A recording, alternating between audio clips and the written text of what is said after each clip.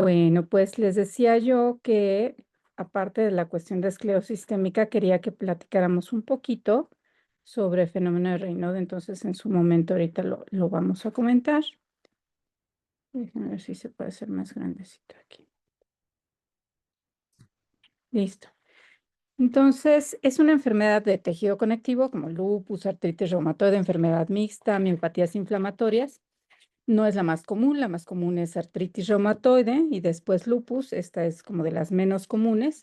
Tiene la característica de que la mortalidad es relativamente mala comparada con las demás y principalmente la mortalidad se debe a la afección pulmonar, a neumopatía intersticial y a hipertensión arterial pulmonar, esas dos cosas.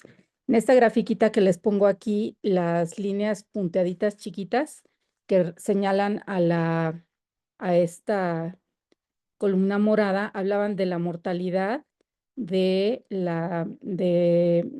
a crisis renal esclerodérmica, que antes de los 80 era la principal causa de mortalidad, sobre todo en pacientes con difusa temprana.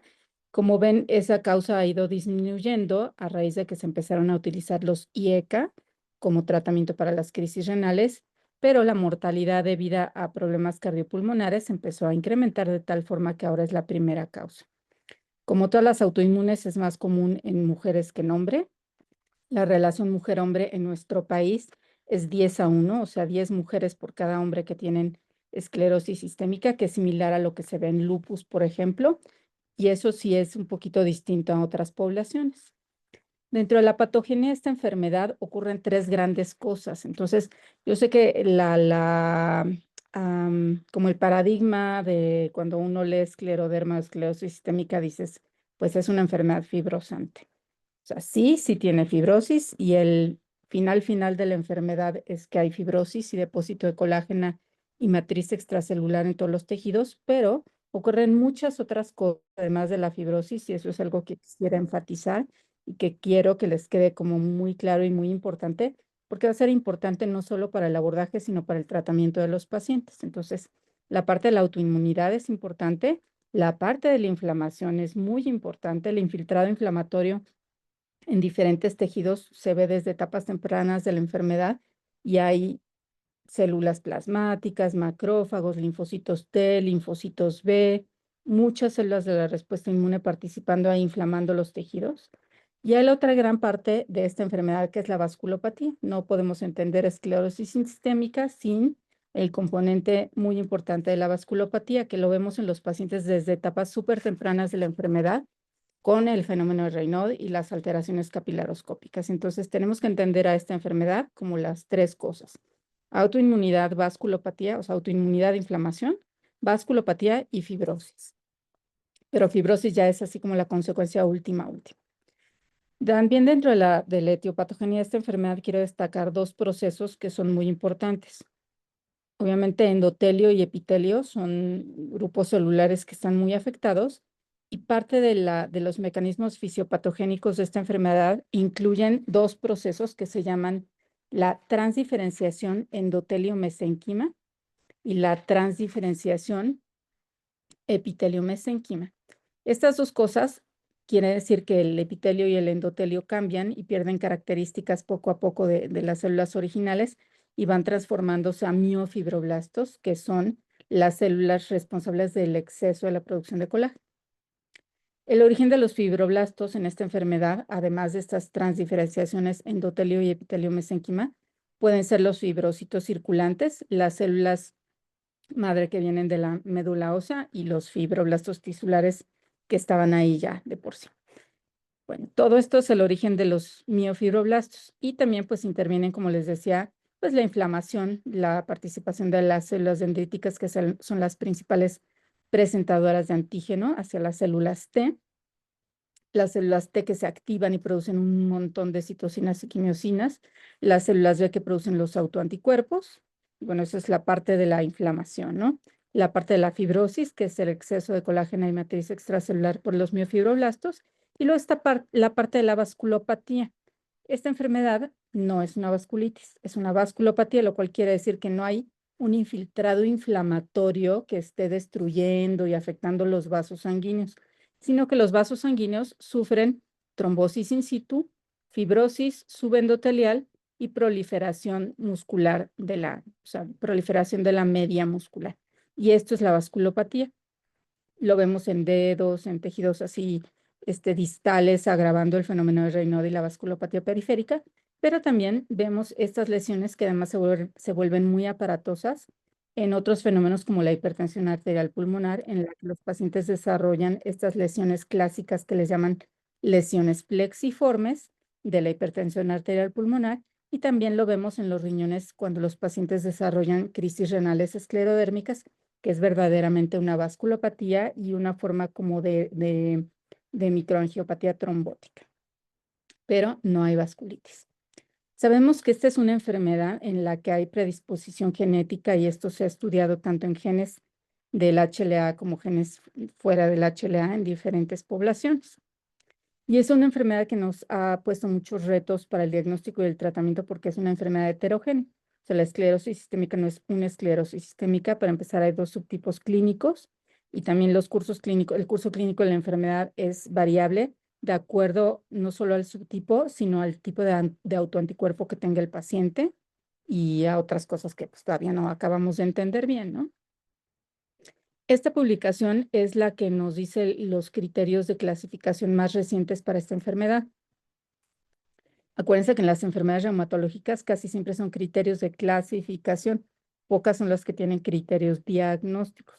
Entonces, un paciente puede tener la enfermedad aunque no cumpla todos los criterios diagnósticos, ¿ok?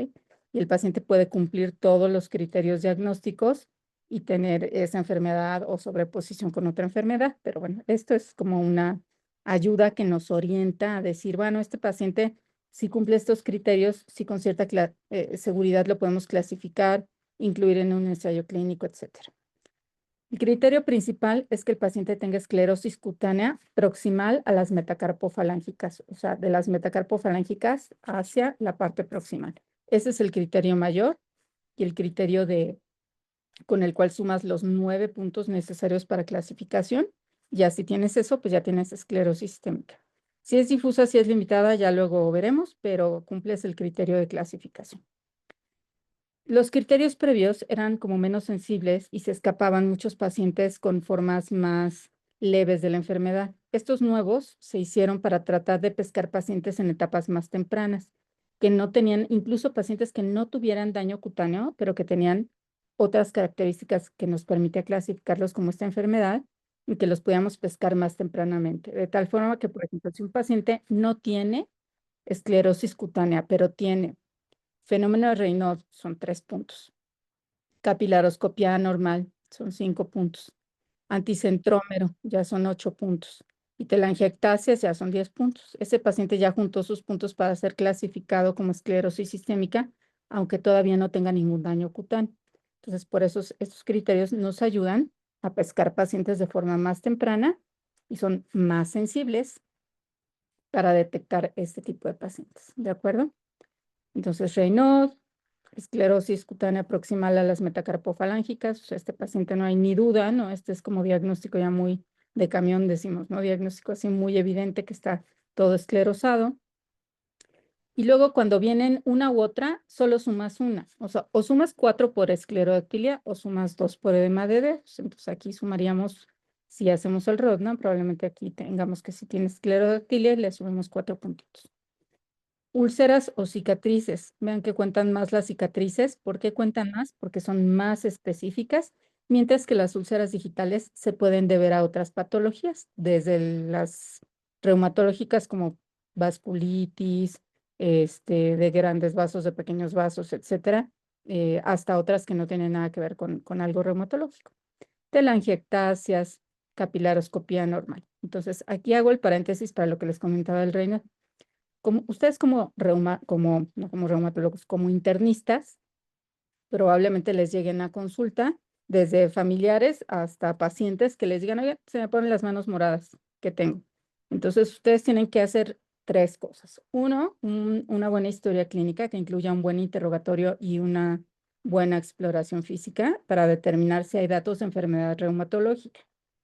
2, solicitar anticuerpos antinucleares y al menos las especificidades más comunes en pacientes con esclerosis sistémica, que sería topoisomerasa, centrómero, POL3 y la asociada a mixta, que es U1-RNP. Y 3, tienen que hacer una capilaroscopía. No la van a hacer ustedes, pero se la van a mandar a un reumatólogo. Entonces, ustedes con estas 3 cosas, capilaroscopía, anticuerpos e historia clínica, pueden determinar si el paciente tiene más probabilidades de tener un Raynaud primario o un Raynaud secundario a una enfermedad reumatológica autoinmune. Si el paciente tiene una capilaroscopía como esta que estoy señalando aquí arriba a la izquierda, es una capilaroscopía normal, entonces, y esto más antinucleares negativos, lo más probable es que el paciente tenga un Raynaud primario. Pero si el paciente tiene Raynaud y además tiene capilares anormales, ya sea fase temprana, activa o tardía, que es las 3 que vemos aquí a la derecha, y además tiene antinucleares positivos y además tiene un centrómero positivo, pues entonces tiene probabilidades más altas de tener esclerosis sistémica. Acuérdense de los puntajes estos. Entonces, si el paciente tiene anticentrómero y Raynaud y capilaroscopía normal, pues ya tiene 8 puntos. Ya cualquier otra cosita que le pase, pues ya lo puedes clasificar como esclerosis sistémica. Y hay incluso la nueva clasificación que se llama B2, que te toma estas 3 cosas: Raynaud, capilaroscopía, los anticuerpos. Y si el paciente tiene estas 3 cosas, más algún dato clínico, entonces ya lo clasifican como B2 o Very Early Disease, ¿no? Bueno, neumopatía, que en pulmón son 2 cosas: parénquima pulmonar o hipertensión arterial pulmonar. Y luego la parte de la piel. La parte de la piel, el paciente puede no tener nada en la piel, pero como decíamos, cumplir criterios por otras cosas, y eso se considera que es una forma limitada o sin escleroder. Si el paciente tiene daño cutáneo que es distal a codos y distal a rodillas, puede afectar cara, pero en brazos y piernas solo es distal a codos y distal a rodillas, y no afecta y nunca ha afectado tórax o abdomen. Ese paciente es limitado. Pero si el paciente en cualquier momento del curso de su enfermedad, aunque no sea ahorita, pero hace 3 años, hace 3 meses, hace 5 años, hace 10 años, les dice: yo ahorita nada más tengo dura la mano, pero al inicio de la enfermedad estaba todo acartonado, tenía el tórax, el abdomen o partes proximales a codos o rodillas, ese paciente se clasifica como esclerosis sistémica difusa, aunque ahorita ya no lo tenga, pero si lo tuvo, pues entonces ya se queda como difusa, ¿ok? Esos son los 2 grandes subtipos de la enfermedad. ¿Dudas de esto? Entonces, la afección de cara es en ambas, ¿verdad? Eso no. Cara es en ambas, no distingue si es difusa o limitada. Ambas, generalmente ambas, tienen algo involucrada la cara. Ok. Pero tórax es solo en la difusa. Tórax, abdomen, de codos para arriba y de rodillas para arriba, solo es en difusa.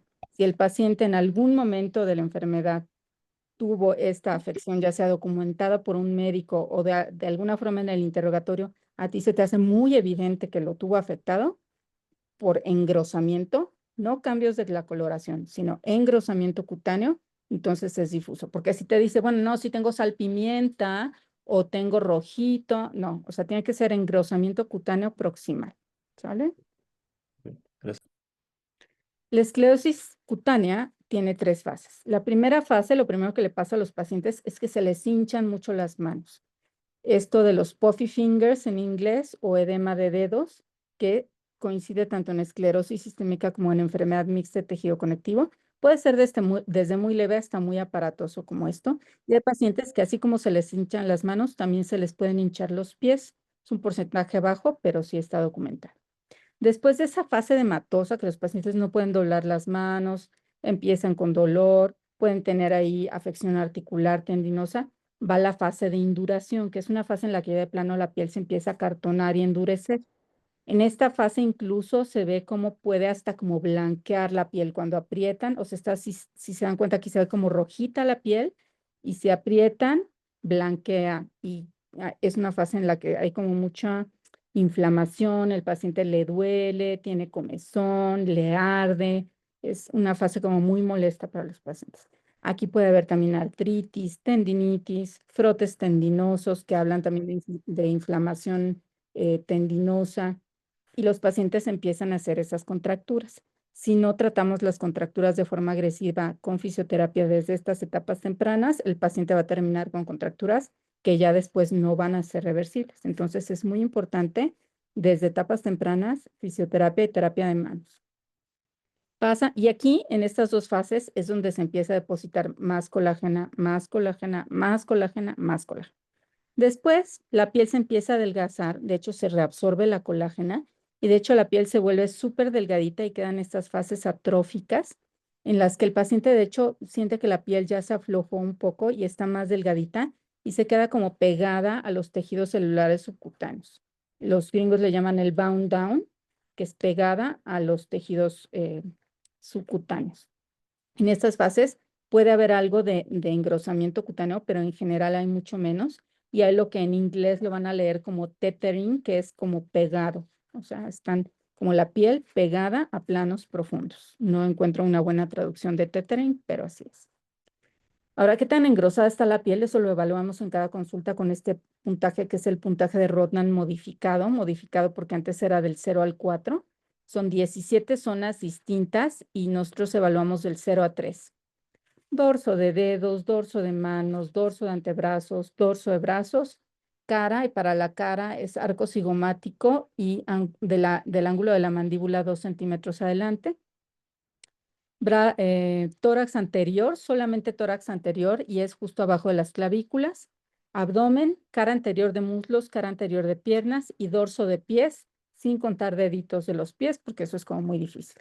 Y así vamos haciendo nuestro puntaje y el paciente puede ir subiendo, bajando. Y lo típico es que al principio se pueda pellizcar un poquito y que a lo largo del tiempo se vaya haciendo cada vez más indurado. Esto sería un Rodnan de 0, la letra A. Un Rodnan de 1 es la letra B, que puedes hacer pliegue, pero es un poquito anormal. La letra C es un Rodnan de 2, que puedes hacer pliegue, pero cuesta mucho trabajo. Y la D es un Rodnan de 3, que de plano no puedes pellizcar. Otras cosas que le pasan a la piel: adelgazamiento de los labios, disminución de la apertura oral, calcinosis, discromía, signo de Barnett, que es como estas líneas atravesadas y algunas longitudinales en el cuello, telangiectasias, calcinosis, discromía en sal y pimienta. Y les decía yo, si nosotros graficamos esta que es la duración de la enfermedad contra el engrosamiento cutáneo, vemos que en los pacientes con esclerosis sistémica difusa, lo que pasa es que la piel empieza a engrosarse y hace un pico alrededor de los 2, 3 años y después empieza a mejorar, hagamos lo que hagamos.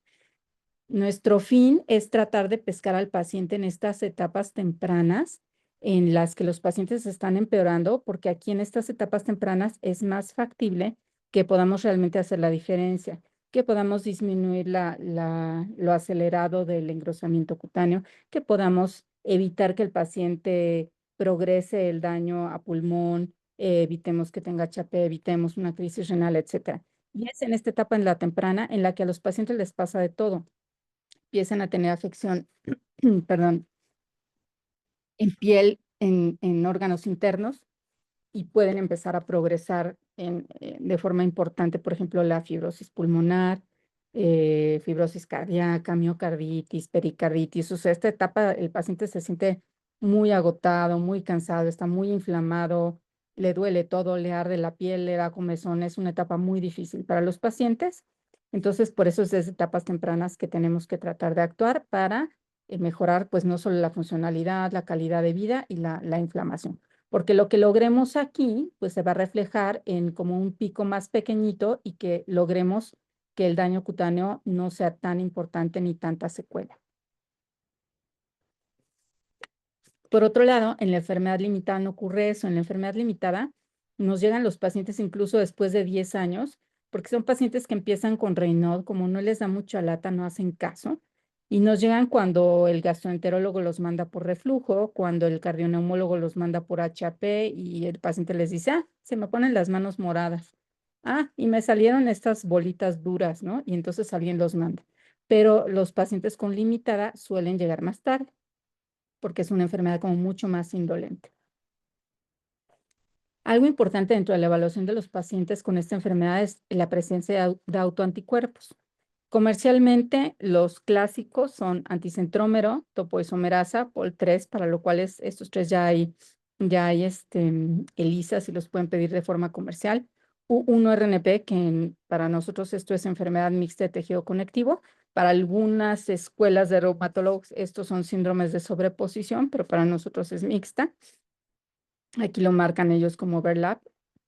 PMSCL también debe haber ELISA. Y hay otros que no hay ELISA, como el THTO, el U3-RNP, el U11-RNP, que está por aquí chiquito, que esos no hay ELISA, pero ya hay algunos kits de inmunoblots que los hacen. No son tan sensibles ni específicos, pero pues es lo que tenemos, ¿no? Para nosotros es muy importante saber qué anticuerpo tiene, porque de acuerdo al anticuerpo, generalmente esto se asocia a ciertos fenotipos. Por ejemplo, sabemos que los pacientes con topoisomerasa primordialmente desarrollan enfermedad difusa. No todos, vean, hay un poquito que se sale, pero la mayoría hacen enfermedad difusa. Y lo que sí está bien estereotipado es que cada autoanticuerpo se asocia con mayor riesgo de desarrollar algunas alteraciones en órganos internos. De tal forma que, por ejemplo, para topoisomerasa sabemos que estos pacientes tienen más riesgo de neumopatía intersticial, de cardiopatía, o sea, miocarditis, pericarditis, daño vascular cardíaco y crisis renal. POL3 se asocia a crisis renal, se asocia más a población caucásica y a población asiática. Y, por ejemplo, en nuestra población solo tenemos como 2 a 3% de POL3. Y esto también correlaciona un poco con que en nuestra población tenemos menos crisis renales que, por ejemplo, en población caucásica, en quienes tienen, cuando menos en americanos, hasta un 20 a 30% de los pacientes con difusa tienen POL3 y su prevalencia renal es mucho más alta que nosotros. Entonces, cada autoanticuerpo nos sirve para ver qué podemos pensar de complicaciones del paciente y también nos sirve para saber un poco el pronóstico, por lo que sí se ha estudiado, esta es una corte de pacientes de Pittsburgh, en la que si vemos la sobrevida de los pacientes de acuerdo al autoanticuerpo que tienen, pues sí es distinta. Entonces nos sirve para varias cosas. En nuestra población hemos estudiado en la corte de esclerosis sistémica del Hospital de Nutrición, esto salió hace ya varios años, con los primeros como 150 pacientes que juntamos, 140 pacientes que juntamos. En nuestra población es una población parecida un poco a la asiática en cuanto al perfil de autoanticuerpos, no tanto a los caucásicos. La afección a órganos internos es similar a lo publicado en otras cohortes, pero sí la prevalencia de autoanticuerpos es un poquito distinta a la de otras poblaciones. Pero sí se conserva lo estereotipado de que si tienes topoisomerasa vas a tener más daño pulmonar, si tienes centrómero vas a tener más riesgo de HP, más riesgo de vasculopatía importante, menos riesgo de neumopatía intersticial, o sea, eso sí se conserva. Entonces, vean cómo para la evaluación de los pacientes, como es una enfermedad sistémica, tenemos que evaluar muchos órganos y sistemas.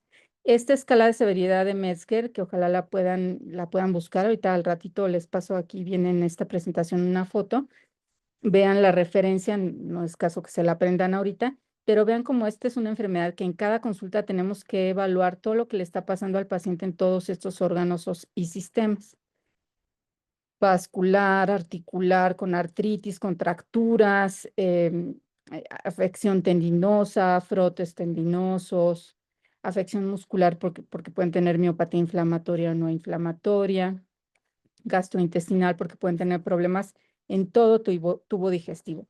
La primera manifestación, la manifestación más frecuente de estos pacientes, sin duda, es el Raynaud, que es como 99% de los pacientes.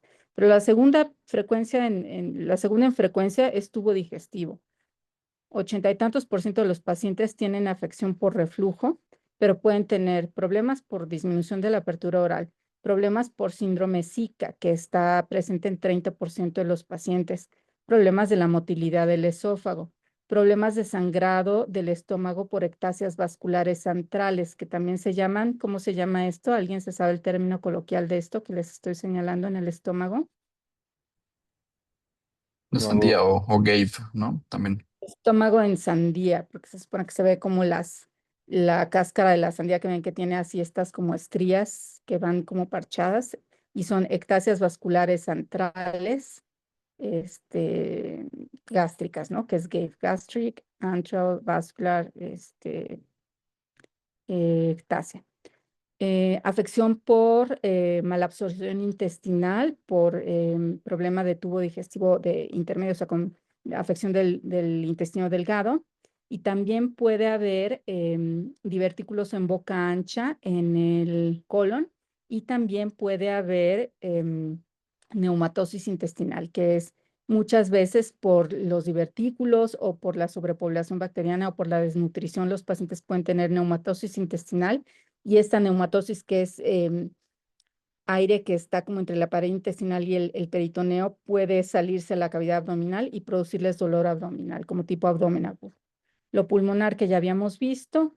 Lo cardíaco, que es fibrosis miocárdica, que les puede dar falla cardíaca. Puede haber miocarditis, puede haber daño microvascular, arritmias y pericarditis. Afección renal. Y la afección renal, lo clásico y lo más devastador, es la crisis renal esclerodérmica, que es que el paciente empieza de la nada, de un día para otro, con hipertensión arterial elevada y daño renal. Y esto, como les decía, es un tipo de microangiopatía trombótica. Los vasos sanguíneos se ven como cebollitas con las capas cada vez más gruesas de los vasos sanguíneos. Hacen una vasculopatía renal, hacen daño renal y se hipertensan muchísimo. Factores de riesgo, bueno, también puede haber, junto con la hipertensión y la falla renal, anemia microangiopática, trombocitopenia, puede haber EBCs, puede haber PRES, puede haber otras manifestaciones asociadas a la hipertensión grave. Y estos pacientes siempre tenemos que decirles, sobre todo a los pacientes con enfermedad difusa temprana, los factores de riesgo para desarrollar esta enfermedad, que son paciente con difusa, temprana, hombres y rápida progresión, y uso de esteroides. En esta enfermedad es una de las pocas reumatológicas en las que casi no utilizamos esteroides, salvo para contadas ocasiones, como serían afección pulmonar rápidamente progresiva, miocarditis y miopatía inflamatoria, pero fuera de eso casi no usamos esteroide en esta patología. Esta es una tablita que es de escala de gravedad de Metzger. Luego les puedo mandar la referencia para que la tengan y vean cómo los clasificamos en 0, 1, 2, 3, 4, de acuerdo a la afección de cada órgano o sistema. De tal forma que para evaluar un paciente, pues lo tenemos que hacer de forma sistemática. Los pacientes, cada consulta les tenemos que hacer una evaluación clínica, tenemos que hacerles el Rodnan, laboratorios generales, y tenemos que evaluar, pues, de qué se mueren los pacientes de pulmón y corazón. Entonces, al menos cada año, tomografía axial, espirometría, DELCO y ecocardiograma. Esos estudios son así como de cajón. Si el paciente después de 2, 3 años vemos que todo está normal, pues a lo mejor podemos espaciar un poco la tomografía para no radiarlo tanto. Vienen nuevas técnicas como el ultrasonido, que todavía está por validarse, pero probablemente en un futuro se pueda validar. Ultrasonido y espirometría, etcétera, ¿no? Pero sí, de cajón tenemos que estar muy pendientes de corazón y pulmón. Entonces, eso de la evaluación. Y la parte del tratamiento. Había las guías de 2017, bueno, las recomendaciones EULAR 2017, luego salieron las recomendaciones EULAR 2024, que sí cambiaron en algunas cosas. No hay guías perfectas, no hay recomendaciones perfectas, todas son recomendaciones así a grandes rasgos, pero lo que quiero que vean es lo siguiente.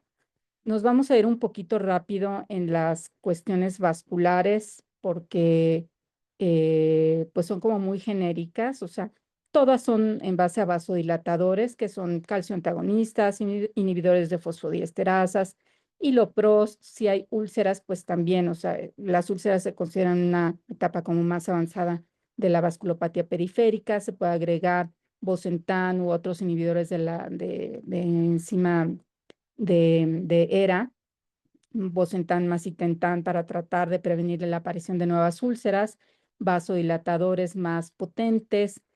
También se puede utilizar en simpatectomía, y hay algunos protocolos también con la administración de Botox para esto. Y también para la hipertensión arterial pulmonar se utilizan vasodilatadores. En lo que nos vamos a enfocar un poquito más va a ser en piel y pulmones, pues porque son las manifestaciones que, para empezar, van juntas generalmente, y también porque pues es de lo más importante en esta enfermedad. Entonces, decíamos Raynaud, vasodilatadores, además de los que vienen aquí en las recomendaciones de EULAR 2017 y EULAR 2024, están otros que utilizamos como off-label, que serían antagonistas de receptores de angiotensina, nitratos tópicos en parches o pomadas, que hay algunos protocolos de esto, otros análogos de prostaglandinas, además de los recomendados en las guías, como el epoprostenol, y otros inhibidores de endotelina. Y lo experimental que les decía yo del Botox y la simpatectomía, que puede ser simpatectomía torácica, pero ahora también se hace simpatectomía como local y también les va bien a los pacientes, aunque hasta 50% de los pacientes pueden recaer con la simpatectomía.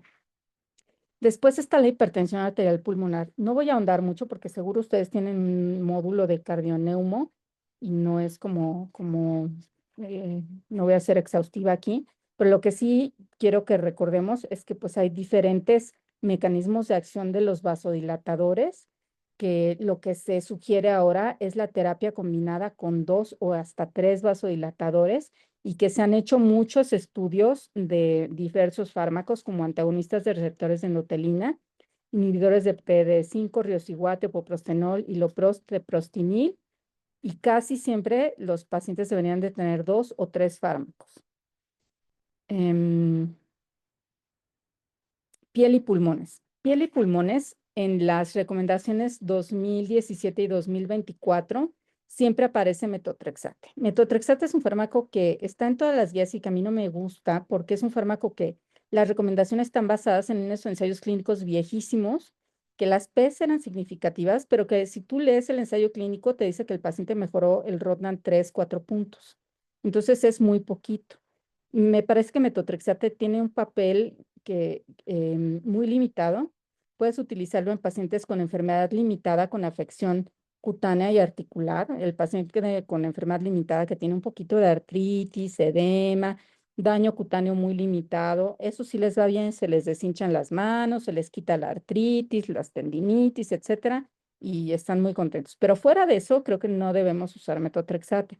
Pues se los enfatizo porque lo van a ver en todas las guías, incluso las guías mexicanas, va a venir ahí metotrexate, pero como muy acotado a estos casos que les digo. Y me parece una evidencia muy pobre. Después está ya lo que creo que es importante, ciclofosfamida, basado en el Scleroderma Long Study 1 y 2, que demostró que los pacientes estabilizaban la FBC. Acuérdense que esto es una neumopatía restrictiva, que el desenlace entonces es la capacidad vital forzada. Ácido micofenólico, mofetil micofenolato, que está en el Scleroderma Long Study 2. Después está el trasplante de células progenitoras hematopoyéticas, que lo habían incluido en las de 2017 y luego lo sacaron en las de 2024 porque todavía no está muy estandarizado y la mortalidad del procedimiento todavía es bastante alta. Entonces creo que todavía no estamos como para recomendarlo de forma muy generalizada, sino solo por protocolos y en centros súper especializados, que en México pues, todavía no los hay. Hablamos de mofetil. Y otras cosas que se han utilizado en los últimos años son, por ejemplo, tocilizumab. Tocilizumab hubo un ensayo fase 2 y otro fase 3, cuyos desenlaces eran piel. El fase 2 le fue muy bien, pero el fase 3 no cumplió el desenlace de piel. Sin embargo, se vio que los pacientes que estaban con tocilizumab se estabilizaban del pulmón. En base a esto, la FDA decidió aprobarlo para la neumopatía intersticial. Entonces ahora se utiliza en Estados Unidos, lo recomiendan para neumopatía intersticial y las guías de ULAR lo ponen como abajito, como que se requiere todavía un poquito más de evaluación porque todavía no convence mucho, pero bueno, igual para piel, como ven aquí, para piel lo ponen como muy abajito, evidencia C, y para pulmón lo ponen como evidencia B, entonces todavía no estamos ahí. Yo creo que sí tiene un papel en un subgrupo de pacientes con un fenotipo muy inflamatorio, pero creo que no es para todos.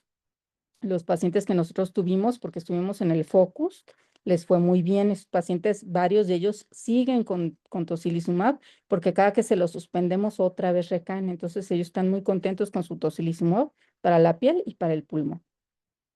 Después está el rituximab, que no ha habido un ensayo clínico muy dirigido a piel con desenlaces bien estandarizados. Hubo uno para pulmón, que es el Recital Trial, donde sin embargo metían pacientes de diversas enfermedades de tejido conectivo. Entonces, en este estudio Recital les fue bien. Y como que cada vez la evidencia indirecta nos dice que rituximab es bueno para piel y para pulmón. Entonces, creo que cada vez lo usamos más como segunda línea e incluso como primera línea en pacientes que tienen contraindicación o que no les ha funcionado otra cosa. Y después están los antifibróticos para pulmón, para piel no, para piel, ciclofosfamida, mofetil, tocilizumab, rituximab. Y para pulmón también ciclofosfamida, mofetil, tocilizumab, rituximab. Y para pulmón los antifibróticos. Pirfenidona, que ya está y se usa para fibrosis pulmonar idiopática, neumopatías fibrosantes progresivas de otras causas, pero para esclerosis sistémica todavía no se ha probado que sirva porque cuando estaban haciendo el Scleroderma Long Study 3, que era el de pirfenidona, les cayó la pandemia y no pudieron reclutar más que una tercera parte de su muestra. Entonces todavía está por verse si funciona. Y hay otros estudios con diversas neumopatías, que unos han salido positivos, otros negativos, entonces todavía la moneda está en el aire para esclerosis sistémica, pero me parece que sí, en un futuro probablemente sí haya evidencia de que sea útil en esta patología. Y después está nintedanib, que es este fármaco de otra farmacéutica, sí logró demostrar la eficacia en FPI, luego en neumopatías fibrosantes progresivas y después en esclerosis sistémica. Entonces, este sí tiene la indicación en Estados Unidos, en México y en otros países para neumopatías fibrosantes progresivas, para FPI y para esclerosis sistémica. Y también está en las guías ATS y va a estar en las guías mexicanas, porque hay un poquito más de evidencia. Y hay un estudio muy dirigido a neumopatía en esclerosis sistémica que reclutaron 576 pacientes. Entonces, hay más evidencia. No es que funcione mejor, es que hay más evidencia. Nos falta evidencia para los otros. Y parece que la evidencia es que si lo combinamos con inmunosupresores, les va a mejorar a los pacientes. Los que tenían solo el nintedanib, pues se deterioraron un poquito más que los que tenían nintedanib más el mofetilmicofenolato. Entonces, probablemente la propuesta en un futuro vaya a ser, si le vas a dar el inmunosupresor, si tiene afección cutánea y pulmonar, le vas a dar el inmunosupresor y le vas a agregar el antifibrótico y así cubres las dos partes. Estas son las guías del ATS para neumopatía intersticial en esclerosis sistémica y el único strong in favor es mofetil, pero vean cómo todos los demás están como condicional a favor y todavía se recomienda hacer más investigación en otros antifibróticos y en otras combinaciones de antifibróticos. Están las guías del American College of Rheumatology para neumopatía en diversas enfermedades autoinmunes. Todas son muy similares, todas las recomendaciones son muy similares, solo destaca cómo se recomienda fuertemente en contra del uso de esteroides en pacientes con esclerosis sistémica, por lo que les decía de la crisis renal. Fuera de eso, pues cualquiera de estos inmunosupresores que ven aquí, si el paciente es refractario, cambie o agregue, y si el paciente tiene rápidamente progresiva, ahí sí, le puedes dar bolos de metilprednisolona y le puedes combinar dos inmunosupresores y le puedes agregar un antifibrótico. Y aquí sí, cualquier inmunosupresor, incluso de los que no hay tanta evidencia directa para esta enfermedad, como inhibidores de calcineuroína o inhibidores de JAKs. Y si todo falla, lo mando a hacer trasplante pulmonar, para lo cual tampoco tenemos mucha evidencia en nuestro país, pero ya se está haciendo escuela cada vez más en Monterrey, en Centro Médico, en el INER, etc. Para fases tardías, esa manita así en fase tardía que vimos, no se da inmunosupresión. Ese paciente que está en fase tardía atrófica, no se le da inmunosupresión. Si ese paciente recae y empieza a engrosar la piel otra vez, le tienes que dar inmunosupresor. Pero las recaídas no son tan comunes, pero sí las llegamos a ver. Crisis renal, la recomendación es sí o sí inhibidores de la ECA. No se recomienda dar profilaxis con inhibidores de la ECA porque es muy fácil, ¿no? Dices, bueno, este paciente es difuso temprano, le voy a dar esteroides porque tiene miopatía inflamatoria, es hombre, está rápidamente progresivo, pues mejor le doy el IECA de una vez y ya como profilaxis. No, ya se hizo un estudio que vio que sus pacientes, si les daban inhibidor de la ECA profiláctica, de todas formas desarrollaban la crisis renal, solo que hacen crisis renales normotensas y en tu nariz hacían la crisis renal y no te das cuenta hasta después que ya tenían falla renal porque eran normotensos. Entonces no se recomienda como profiláctico Si el paciente tiene hipertensión a pesar de que estás con el IECA, le puedes agregar lo que necesites agregarle para controlarle la TA, un ARA2, nifedipino, lo que sea, y tener paciencia, porque estos pacientes pueden deteriorar mucho función renal, aún así le tienes que dar el IECA, y pueden tardar en recuperar la función renal hasta 2 años. Hay pacientes que caen en diálisis y tardan en recuperar función renal hasta 2 años. Yo he visto un par de pacientes así que salen de diálisis después de mucho tiempo. Entonces, paciencia e IECA de por vida si le dio crisis renal. Lo demás, no hay mucha evidencia, no hay ensayos clínicos para ninguna de las otras manifestaciones y todas las recomendaciones son recomendaciones de experto. Gastrointestinal, pues inhibidores de bomba de protones, mandar al gastroenterólogo, procinéticos, antibióticos rotatorios para diarreas por sobrepoblación, biofeedback para incontinencia fecal, etcétera, pero no hay ensayos clínicos. De hecho, EULAR no aborda otras de las manifestaciones y lo que hacemos es que las tratamos pues como un poquito robado de otras patologías. Si el paciente tiene miocarditis o pericarditis, le vas a dar un poco de esteroide, lo menos que puedas, 0.5 por kilo, se lo bajas rápido y le das inmunosupresores. Ciclofosfamida, satioprina, mofetil, lo que creas conveniente para miocarditis, pericarditis. Si el paciente tiene arritmias, le das antiarrítmicos, falla cardíaca, el manejo habitual de la falla cardíaca junto con el cardiólogo, etcétera. Lo que es algo muy frustrante para el paciente y para nosotros son las calcinosis, porque toda esta lista que no es exhaustiva, que les pongo aquí, son todos los tratamientos que hemos utilizado para calcinosis y realmente no hay nada que le funcione a todos los pacientes. A algunos les funciona una cosa, a algunos les funciona otra, pero no hay algo que sea como muy estandarizado. Y sigue habiendo investigación en este ramo. Lo último que leí, por ejemplo, de investigación es tiosulfato y monosulfato de sodio que se utiliza ya sea tópico o inyectado intralesional para tratar de disolver las calcinosis. Inyectado intralesional les funciona, pero dicen los pacientes que es muy doloroso porque pues, estás como inyectando sobre la lesión que de por sí está dolorosa e inflama. Artritis o miopatía, pues un poquito de esteroide, metotrexate, leflunomida, tocilizumab si tiene bastante artritis que le puede ayudar para la artritis y para el pulmón y para la piel, ¿no? Antimalárico si es algo muy leve.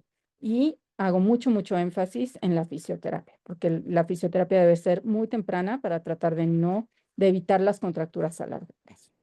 Entonces, pues a manera de conclusión, esta es una enfermedad multisistémica que tenemos que ver con el componente autoinmune, vasculopático, inflamatorio y fibrótico al final. Las principales causas de mortalidad son corazón-pulmón, entonces tenemos que estar muy atentos de la función cardíaca y pulmonar de nuestros pacientes y no olvidar que pueden hacer crisis renales, entonces pedirles bitácora de TA, sobre todo los primeros años de la enfermedad, educarlos bien de que si el paciente se le sube la presión de forma abrupta, tiene que correr a urgencias, eso es una verdadera urgencia. Y pues que el tratamiento debe ser multidisciplinario y depende de subtipo de la enfermedad, etapa de la enfermedad, involucra a órgano blanco y las comorbilidades que tenga el paciente. Listo. Pues con esto termino. Muchas gracias por su atención. Quedo abierta a preguntas. Tenemos todavía algunos minutitos. Yo tengo que correr hacia el 5 para las 4, pero tenemos unos minutitos todavía. Yo ¿Pregunta? tengo una duda.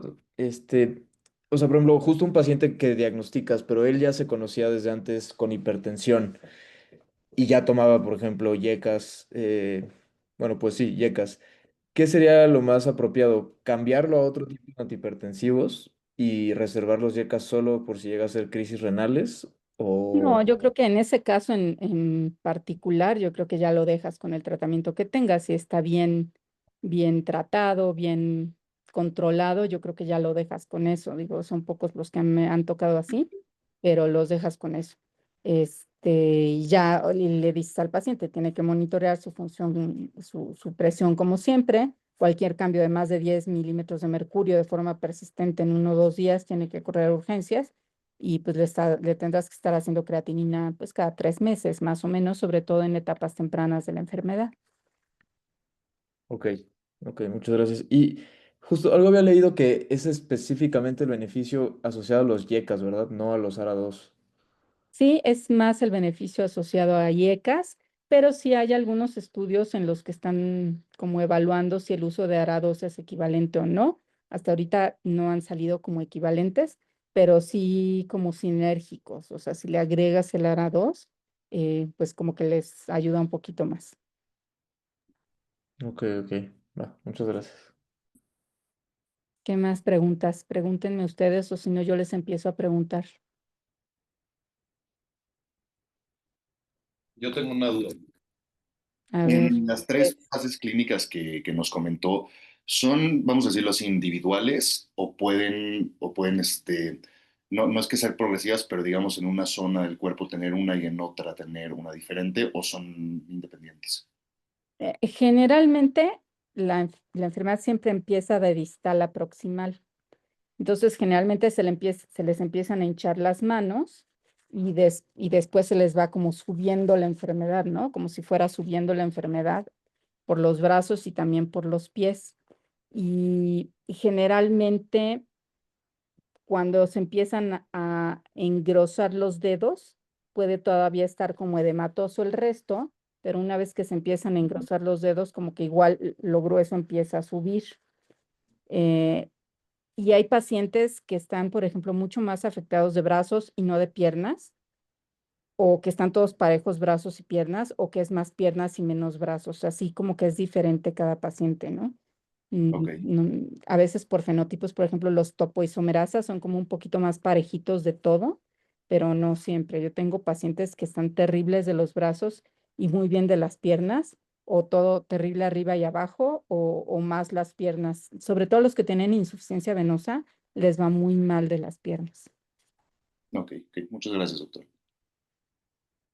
Entonces, siempre de distal a proximal, que eso también te ayuda a tus diagnósticos diferenciales. Por ejemplo, aquí no les puse diagnósticos diferenciales, pero esos pacientes que les llegan con engrosamiento cutáneo, ¿dónde está su engrosamiento cutáneo? Tórax, espalda, antebrazos o brazos superiores, pero las manos están respetadas, duda que tenga escleroderma. Búscale fascitis eosinofílica, escleromixedema, escleredema, otras cosas, pero esclerosis sistémica que no tiene afectadas las manos o que no tiene Raynaud, duda del diagnóstico. Mejor si tiene afectado aquí los antebrazos, los brazos, tórax anterior o posterior y no las manos, mejor lo mandas a hacer una biopsita y ya que te digan, y hay que buscar escleromixedema o escleredema, y si el paciente tiene esclerodeema, fascitis eosinofílica, buscarle una neoplasia hematológica, porque esos son los diagnósticos diferenciales como más importantes, ¿no? Ok, ¿Qué gracias, más? doctor. Entonces, todos ya saben diagnosticar un Raynaud primario del secundario. ¿Qué tienen que hacer la próxima vez que les llegue un paciente con Raynaud? ¿Cómo van a saber si es primario o secundario? Hay un artículo muy bonito que luego les comparto, se los mando ahí con Píndaro, creo que la primera autora es Cuen, y evaluaron como 500 pacientes con Raynaud. A todos les hicieron capilaroscopía, anticuerpos y les dieron seguimiento como por 20 años. Y ese está muy bonito porque es como la comprobación de estos criterios de escleroderma temprana en los que vieron cómo validaron esto, que los pacientes con Raynaud que tenían cambios capilaroscópicos y o anticuerpos, eso les iba incrementando la razón de homios para desarrollar ya sea mixta o esclerosis sistémica. Ese está muy bonito. Entonces, para abordaje de todo paciente con Raynaud, ¿sale? Y luego, si tiene Raynaud primario y salió todo bien, cuando le vuelva a hacer la capilaroscopía. Se recomienda al menos cada año, un par de años, y si ya todo bien, ya lo dejas por la paz con datos de alarma, que sería si le pasa algo adicional, pues entonces es que tiene que regresar al reumatólogo, ¿sale? ¿Qué más?